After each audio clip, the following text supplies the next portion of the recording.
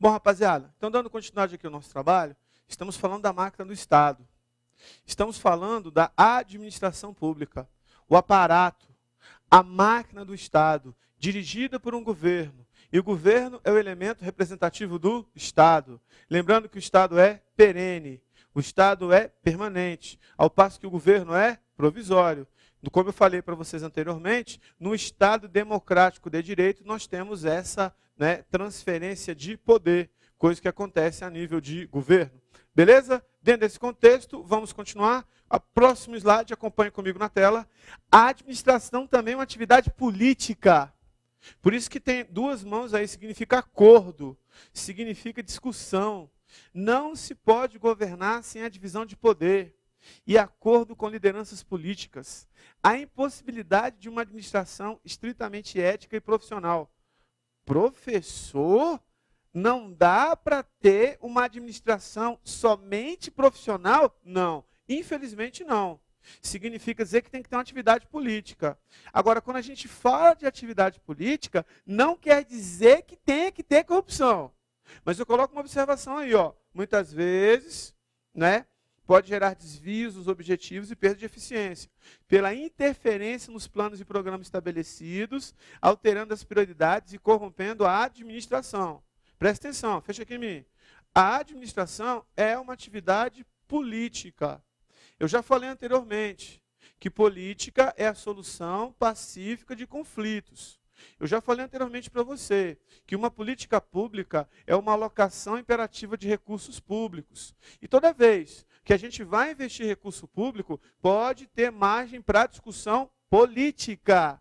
Tudo bem? Se tem margem para discussão política, significa dizer que se a gente tem a boa política, as boas ideias, significa dizer que daí podem nascer as políticas públicas. Políticas públicas que irão beneficiar toda a população. Políticas públicas que irão beneficiar toda a comunidade. Beleza? Então, a administração é uma atividade política.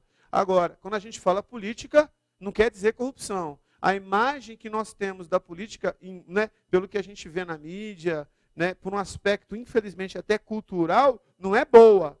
Mas quando a gente fala de boa política, a política bem empregada, a política bem feita, a política bem executada é boa para todos, desde que os políticos realmente tenham como preocupação a satisfação das necessidades do usuário do serviço público. Beleza? Próximo slide. Acompanhe comigo na tela. Instituições políticas. Os poderes, que segundo o texto constitucional, são independentes e harmônicos entre si, como o poder legislativo, o judiciário e o executivo. O legislativo é exercido pelo Congresso Nacional, ou seja, o Congresso é formado por duas casas, Câmara e Senado Federal. Já o Poder Judiciário aplica a lei. Ele é exercido pelos órgãos, o Supremo Tribunal Federal, o Superior Tribunal de Justiça, o Tribunal Regional Federal, o Tribunal Regional do Trabalho e outros órgãos do Poder Judiciário. Já o Poder Executivo é exercido pelo presidente. Atualmente é a presidente ou a presidente da República, tem como auxílio e colaboração dos ministros de Estado. Compete ao presidente da República, entre outras atribuições, remeter mensagem ao Congresso Nacional e Plano de Governo, PPA, o projeto de lei de diretrizes orçamentárias e os programas de orçamento, como também prestar contas ao Congresso Nacional, referentes ao exercício anterior. Fechando aqui em mim. Os poderes são independentes e harmônicos. Cada poder tem a sua autonomia, cada poder tem a sua função. É claro que um poder controla a atividade do outro, mesmo sendo poderes independentes e harmônicos. O presidente da República tem diversas atribuições. Quando a chefe do executivo envia a proposta de orçamento ou a proposta de plano plurianual ao Poder Legislativo, ela está mandando um plano de governo. Esse plano de governo nada mais é do que o desdobramento ou, vamos dizer assim, consequência das suas políticas públicas. Porque o plano plurianual, que é uma lei para 4 anos, que não coincide com o mandato do chefe do executivo, mesmo não sendo uma lei que o foco é número, porque plano plurianual representa diretrizes, objetivos e metas da administração pública. para as despesas de capital e os programas de ação continuada. Ele é regionalizado. Então, mesmo o plano plurianual, não tendo como ênfase a alocação de dinheiro, indiretamente, as leis que vêm a seguir, que é a Lei de Diretrizes Orçamentárias e a Lei Orçamentária Anual, que é o orçamento propriamente dito, serão leis que dirão respeito à alocação de recursos. Então, os programas de governo e as políticas públicas, e quando a gente tem os programas de governo através dos programas e das leis orçamentárias, vão dar origem também à alocação imperativa de recursos. Daí se tem a questão das políticas públicas. Beleza? Tranquilo? Próximo. Acompanhe comigo na tela. Ministério Público. O que ele faz? Defesa da ordem jurídica. Ele zela pela observância e o cumprimento da lei. Ministério Público é o fiscal da lei, que é a sua atividade interveniente. Ele faz a defesa do patrimônio nacional, do patrimônio público e social, do patrimônio cultural, do meio ambiente, dos direitos e interesses da coletividade, especialmente comunidades indígenas, família, criança, do adolescente, do idoso. Ou seja, o Ministério Público é um defensor do povo. Fecha aqui em mim. O Ministério Público, antes da Constituição Federal de 1988, era subordinado ao Poder Executivo. Fazia parte do Poder Executivo. A Constituição Federal de 1988 deu autonomia para o Ministério Público. Então, atualmente, falando especialmente na área federal, o Ministério Público da União não é subordinado ao Poder Executivo. Ele é defensor do povo, ele é fiscal da lei, ele fiscaliza a lei. Né? E ele oficia perante o Poder Judiciário.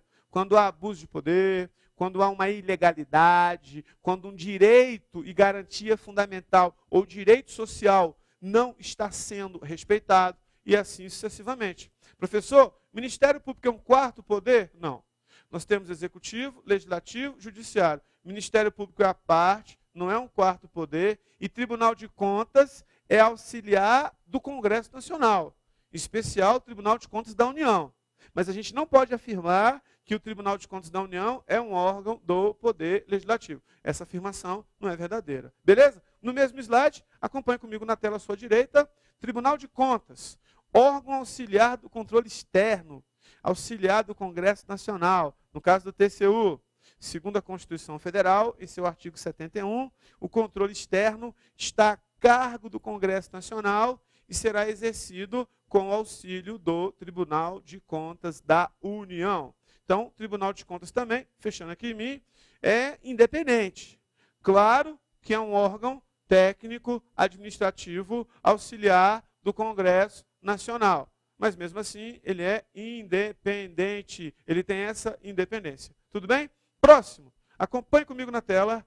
A administração pública no Brasil evoluiu através de 3 modelos básicos: a administração pública patrimonialista, a administração pública burocrática, a administração pública gerencial. Esses 3 modelos se sucedem no tempo, sem que qualquer um deles seja totalmente abandonado. Fecha aqui em mim. Introdução rápida. Muito importante. É o assunto que a gente vai abordar agora. Modelos de administração pública. Lembrando a observação que eu fiz, os 3 modelos sucedem-se no tempo, sendo que nenhum deles foi totalmente extinto. 3 modelos de administração pública.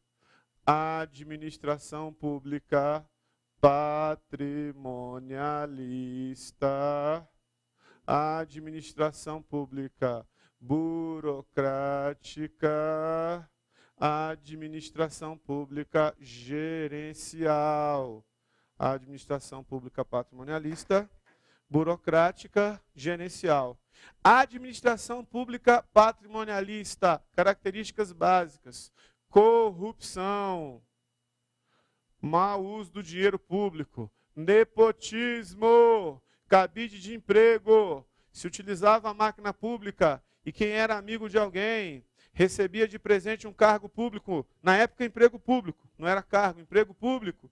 Então, na época, emprego público era prebenda. Emprego público era presente. Emprego público era troca de favor, troca de gentileza. Então, patrimonialismo, na realidade, é a malversação do patrimônio público. Mau uso do patrimônio público. Professor, preciso ficar decorando data? Não, precisa decorar a data não. Curiosidade, a administração pública patrimonialista como modelo era pré-Vargas. Era pré-Vargas. Antes do presidente Getúlio Vargas. Era pré-Vargas.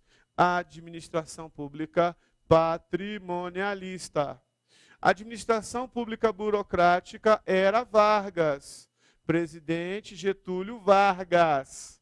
Getúlio Vargas, ele vai implementar no Brasil a burocracia como forma de combater as práticas patrimonialistas. Ele vai criar um órgão, daqui a pouco eu vou falar dele, que é o DASP, Departamento Administrativo de Serviço Público, e o objetivo principal dele é ter controle.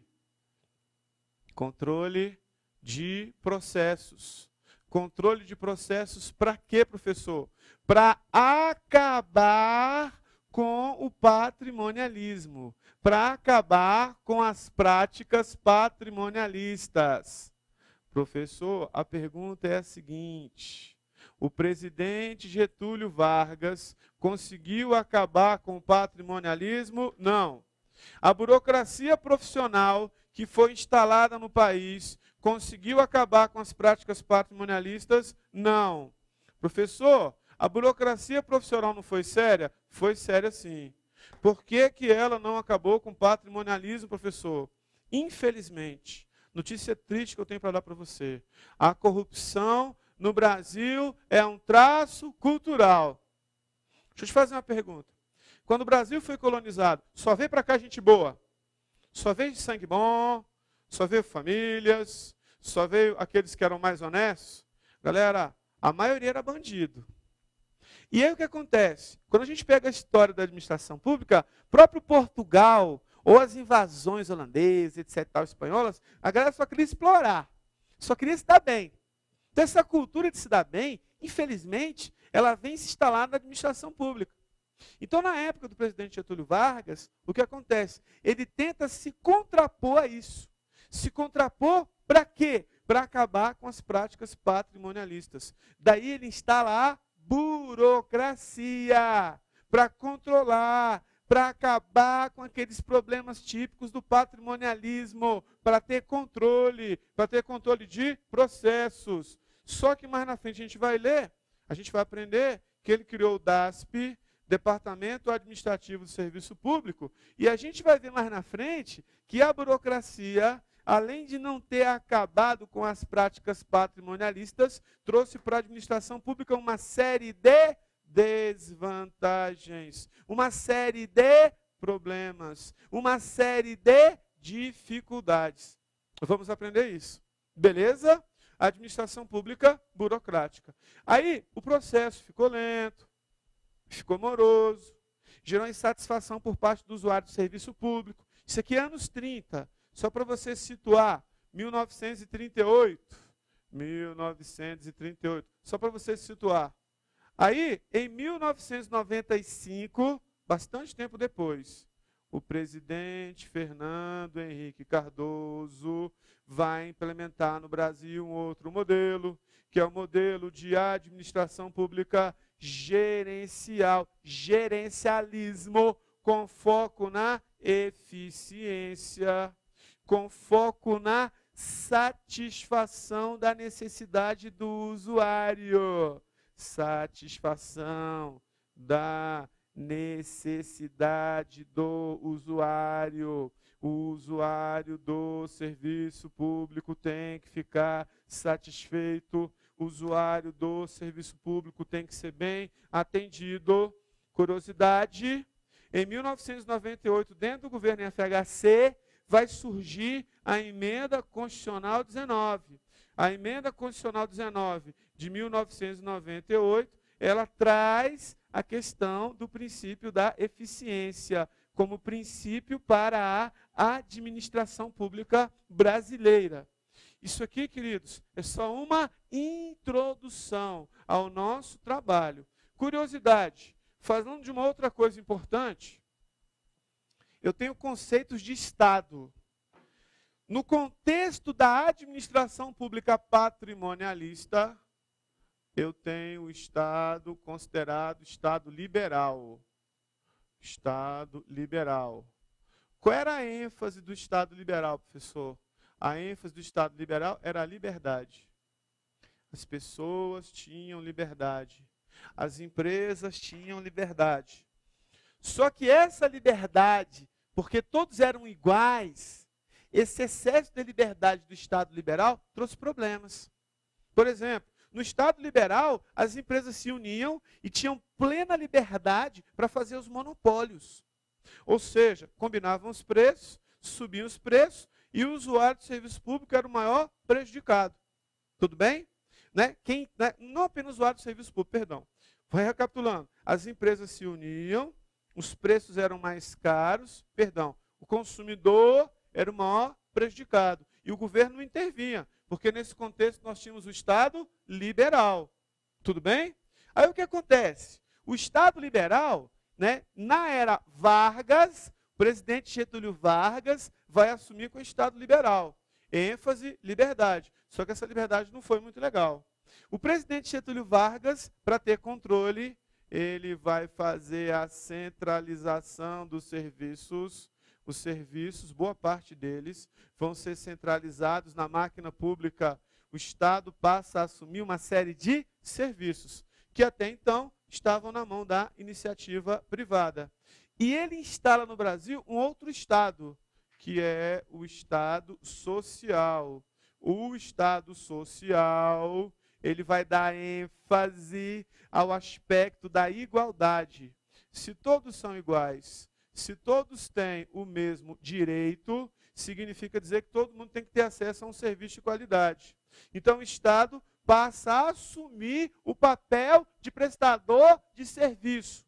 Assumir o papel de prestador de serviço para quê? Para que haja igualdade entre as pessoas. As pessoas têm que ter igualdade. Essa é a ênfase. Essa é a tônica do Estado, quando a gente fala de Estado social. Aí, lá no governo FHC, vai surgir um outro conceito de Estado, que é o Estado regulador.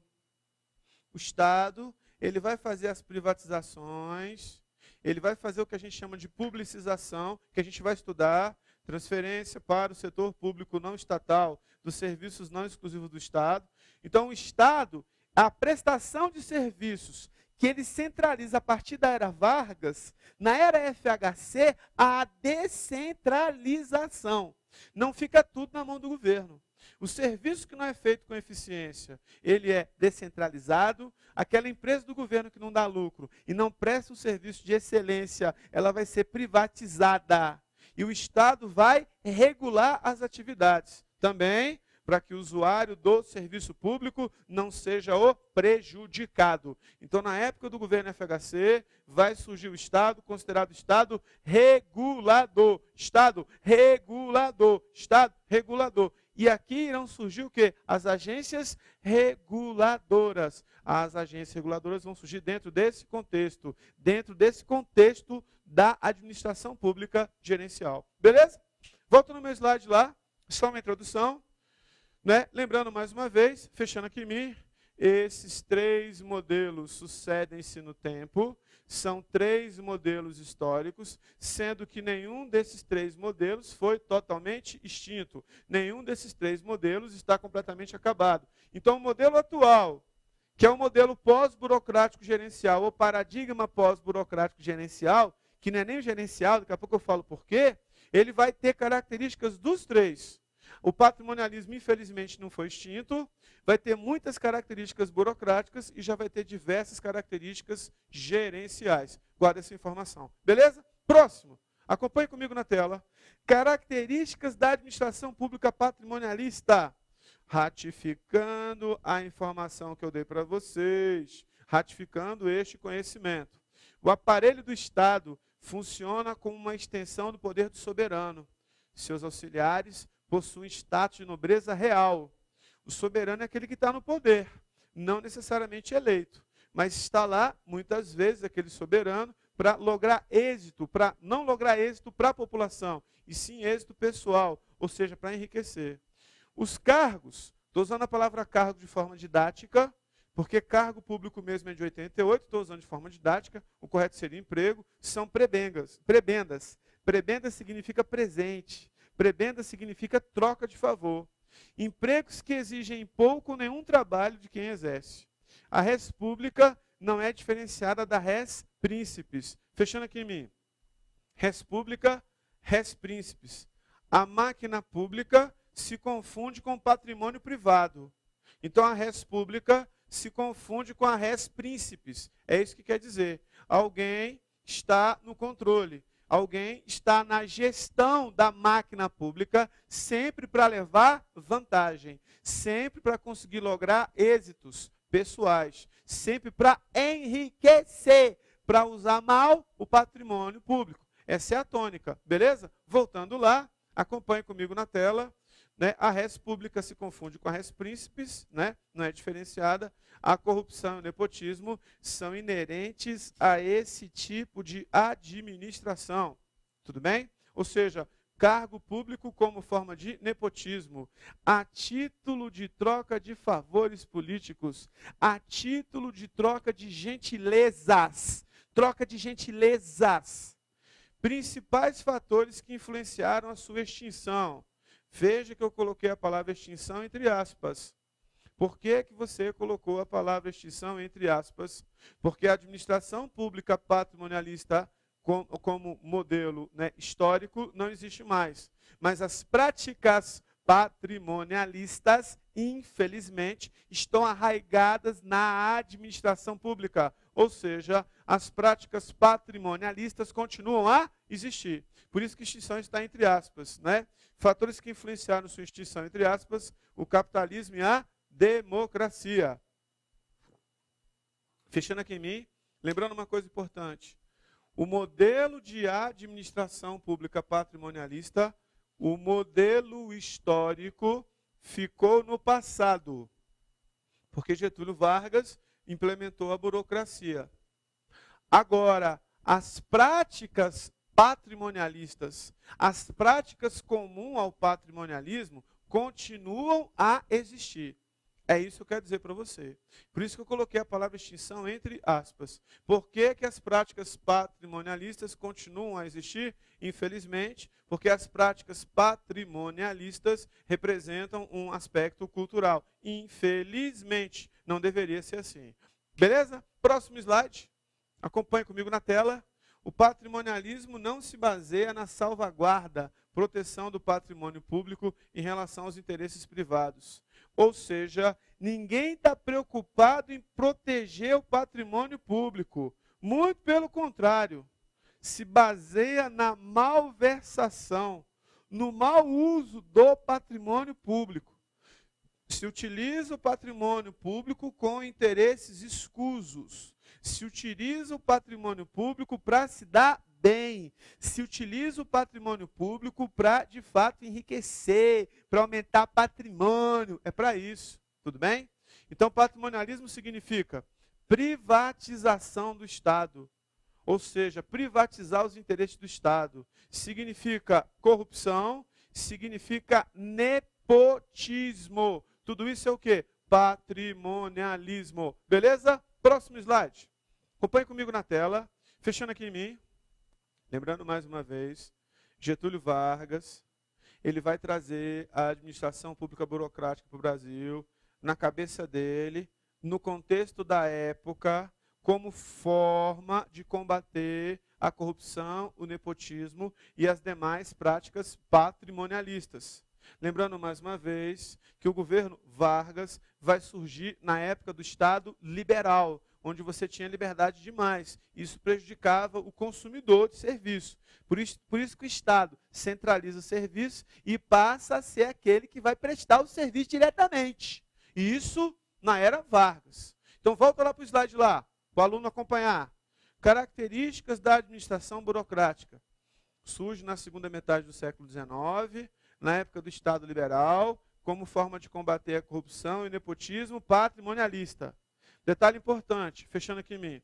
Quando eu falo de século XIX, eu estou falando da burocracia no sentido de empresa privada.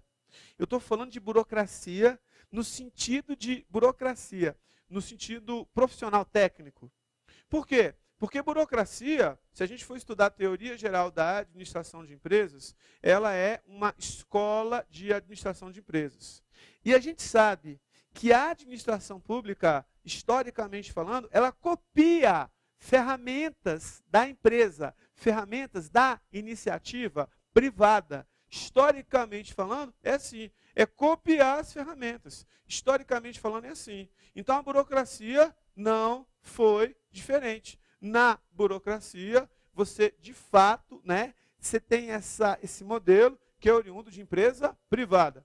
Então, a burocracia profissional, empresa privada, emerge no século XIX como forma de oposição ao poder do soberano monarca, e ela vai bombar, ela vai pipocar no século XX com um cara chamado Max Weber, que daqui a pouco eu volto a falar sobre ele, beleza? Volta no slide lá.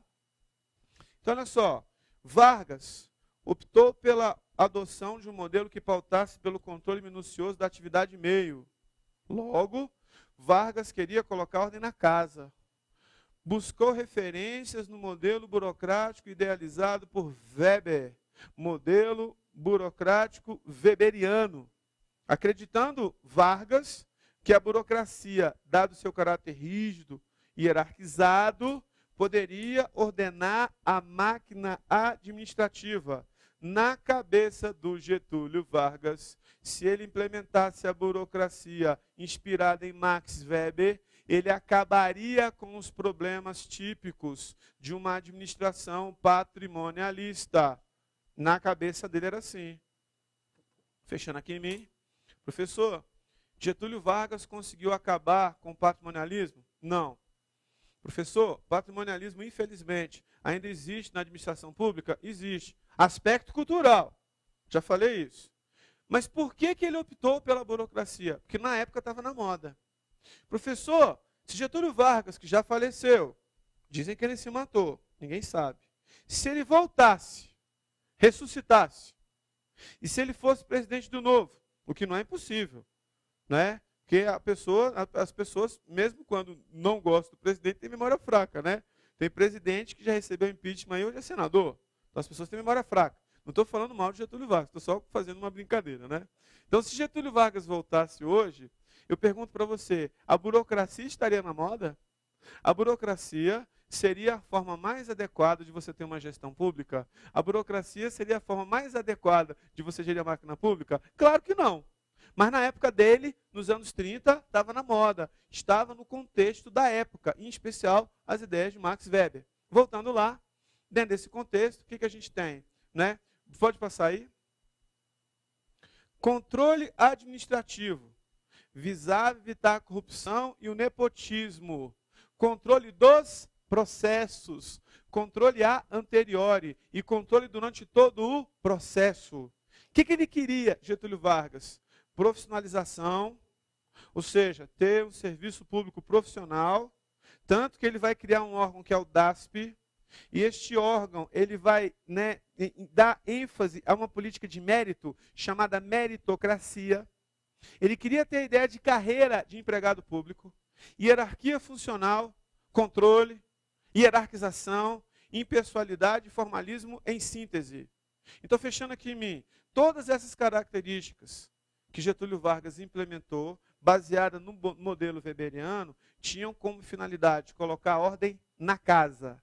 Interessante, na época de Vargas, empregado público era visto com desconfiança. Por quê? Primeiro, não fez concurso. Qualidade do serviço, duvidosa. Capacidade, duvidosa. Então tinha que ter um controle rígido para que a máquina pública não fosse prejudicada e para que você não tivesse mais corrupção, nepotismo, prebenda, presente, troca de favor em troca de emprego público. E digo mais, dentro do contexto da burocracia profissional de Getúlio Vargas, a gente destaca também, né, o aspecto de uma política a partir do momento que ele criou o DASP, Departamento Administrativo de Serviço Público, que foi o órgão que centralizou as ações do governo e foi o órgão que implantou a burocracia. Então, a partir do DASP, ele vai criar uma política de mérito, chamada meritocracia. A partir daquele momento, deveria existir algum mérito para a pessoa ser empregado público. Essa é a ideia, essa é a visão. Na visão lá, né, do presidente Getúlio Vargas. Deveria haver alguma política de mérito. Deveria ter meritocracia. Beleza?